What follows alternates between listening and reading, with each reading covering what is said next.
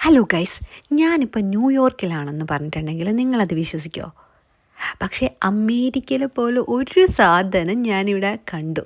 ഞാനിപ്പോൾ നിൽക്കുന്നത്, of course നിങ്ങൾ ആ ഒരു സംഭവം കണ്ടു കഴിയുമ്പോൾ മനസ്സിലാവും ഞാൻ ഫ്രാൻസിലാണ് നിൽക്കുന്നതെന്ന്. കാരണം ഫ്രാൻസിനെ പോപ്പുലറാക്കുന്ന ഒരു സംഭവമാണല്ലോ ഐഫിൽ ടവർ, ഓഫ് കോഴ്സ്. അപ്പം ഞാൻ നിൽക്കുന്നത് ഫ്രാൻസിലാണ്. പക്ഷേ അമേരിക്കയിൽ ഒരു സാധനം ഞാനിവിടെ കണ്ടു. അത് ഞാൻ നന്നായിട്ട് ഷോക്കായി കേട്ടോ. പിന്നെ യൂറോപ്യൻ കൺട്രിയിൽ എല്ലായിടത്തുള്ളൊരു പ്രത്യേകതയാണ്, എല്ലാ വഴികളും കൃത്യമായിട്ട് ഏതൊക്കെ എടുക്കണമെന്ന് എഴുതി വെച്ചിട്ടുണ്ടാകും. സോ വഴി തെറ്റും എന്നൊരു പേടിയില്ല. ആ കാര്യങ്ങളൊന്ന് പഠിച്ചാൽ മതി. അപ്പം നമുക്ക് പോയിന്റിലോട്ട് വരാം. ഞാനിപ്പോൾ നിൽക്കുന്നത് ഫ്രാൻസിലാണ്. പക്ഷേ അമേരിക്കയുടെ ഒരു സാധനം ഞാനിവിടെ കണ്ടു. അതുപോലെ തന്നെ ഞാൻ പുറത്തിറങ്ങിയപ്പോൾ നല്ല ഇതിൻ്റെ ആർക്കിടെക്ചറൊക്കെ കണ്ടിട്ട് എന്താ രസം കണ്ടിട്ട്. സൂര്യനെ ഉദിച്ച് കത്തി നിൽക്കുവാണെങ്കിലും തണുപ്പിന് ഒരു കുറവുമില്ല. ആ സമയത്താണ് ഞാൻ സ്ലീവ്ലെസ് ഇട്ട് ആ പാലത്തിൻ്റെ അവിടെ നിൽക്കുന്നത്. എന്താ അല്ലേ? ഞാൻ ഒളിഞ്ഞു നോക്കുവാണ് അവിടെ എന്താണ് ആ സംഭവം കാണുന്നതെന്ന്. പക്ഷേ എനിക്കത് കാണാൻ പറ്റില്ല. പക്ഷെ ഞാൻ കാണിച്ചു തരാം. അതിനു മുമ്പ് ഇതെന്താണ്?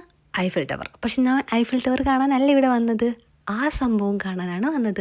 അത് കണ്ടോ? നിങ്ങൾക്കിപ്പോൾ മനസ്സിലായിട്ടുണ്ടാവും അത് എന്ത് സംഭവമാണെന്ന്. ഓഫ് കോഴ്സ് നമുക്ക് അടുത്ത് പോയിട്ട് കാണാം. ഇതാണ് സൈനദിയുടെ തീരത്താണ് ഈ പ്രതിമ നിൽക്കുന്നതും ഐഫിൽ ടവർ നിൽക്കുന്നത്. സോ ഇവിടെ നിന്നൊരു 10-15 മിനിറ്റ് ദൂരമുള്ളൂ. ഇതാണ് ഞാൻ നേരത്തെ കണ്ട സാധനം. കൊള്ളാം അല്ലേ? ഇത് നിങ്ങൾക്ക് നാട്ടിൽ എന്തെങ്കിലുമായിട്ട് കണ്ടിട്ട് സാമ്യം തോന്നിയോ? എനിക്ക് ജലചക്രം പോലും തോന്നി. നിങ്ങൾക്ക് എന്തായിട്ട് തോന്നി? എനിക്കങ്ങനെ തോന്നി. പിന്നെ ഞാൻ എന്തായാലും ഐഫിൽ ടവറിൻ്റെ അടുത്തെത്താൻ പറ്റില്ല, നമുക്ക് ആ സാധനത്തിൻ്റെ അടുത്തെത്താൻ വേണ്ടി പറ്റും. ഇതാണ് ആ സാധനം. എന്താണ് ഈ സാധനം?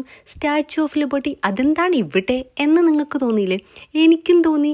ശരിക്കും പറഞ്ഞിട്ടുണ്ടെങ്കിൽ ഫ്രാൻസുകാരാണ് അമേരിക്കക്കാർക്ക് ഇത് 1886 സമ്മാനമായിട്ട് കൊടുത്തത്. സ്വാതന്ത്ര്യത്തിൻ്റെയും സൗഹൃദത്തിൻ്റെയും ഫലമായിട്ടാണ് അവരിത് ഗിഫ്റ്റ് കൊടുത്തത്.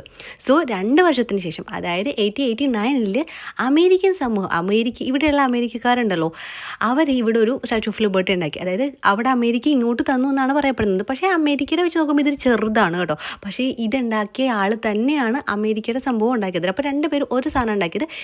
ഈ ഫ്രാൻസിൽ 3 സ്റ്റാച്യു ഓഫ് ലിബർട്ടി ഉണ്ട്.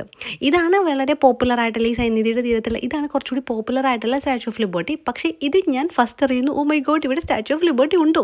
അങ്ങനെ അപ്പുറത്ത് നോക്കിയാൽ ഐഫിൽ ടവർ, ഇപ്പോഴത്തെ നോക്കിയാൽ സ്റ്റാച്യു ഓഫ് ലിബർട്ടി. അപ്പോൾ നമുക്ക് നൈസായിട്ട് ഇവിടെ വന്നൊരു ഫോട്ടോ എടുത്തിട്ട് ഞാൻ ന്യൂയോർക്കിലാണെന്ന് വേണമെങ്കിൽ പറയാം.